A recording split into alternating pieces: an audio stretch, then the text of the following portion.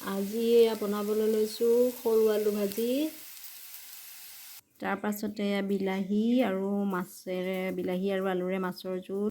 এয়া মাছখিনি ভাজি থৈ দিছোঁ। এতিয়া মাছ, বিলাহী আৰু এইটো থেকেৰা টেঙা ভিজাই থৈ দিছোঁ। থেকেৰা টেঙা, বিলাহী, আলুৰে মাছৰ জোল। এইটো হ'ল মাংস। ইয়াতে মই মেচেন্দেৰী, তাৰপাছতে কাঁচি ধনিয়া, পিঁয়াজ, নিমখ, হালধি, তেল এনেকৈ এইখিনি মেৰিনেট কৰি থৈছোঁ অকণমান টাইম। এইটো হৈছে গাজৰ, ওলকবি এনেকৈ দি দালি।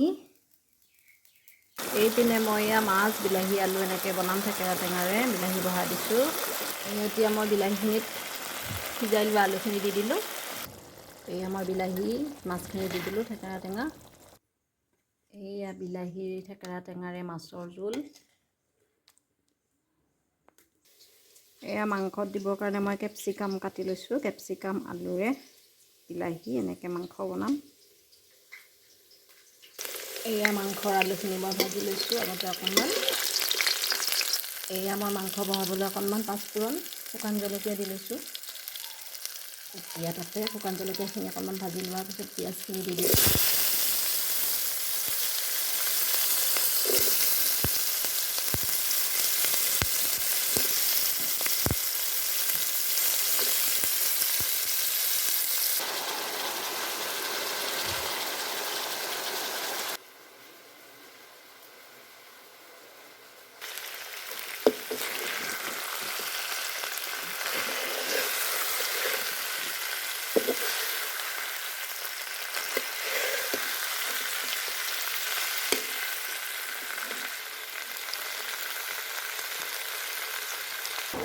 এয়া এতিয়া মই মাংসখিনি আধা ভাজি হোৱাৰ পিছত আদা নহৰুখিনি দি দিলোঁ ইয়াতে।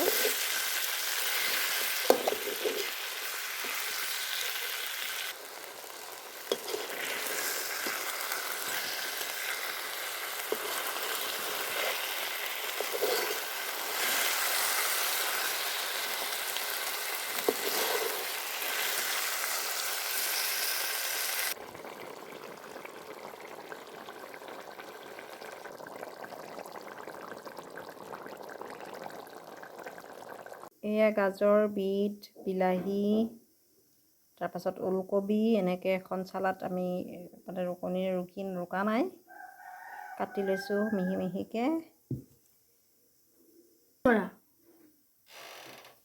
এয়া মাংস, এয়া বিলাহীৰ টেঙাৰে মাছৰ আঞ্জা।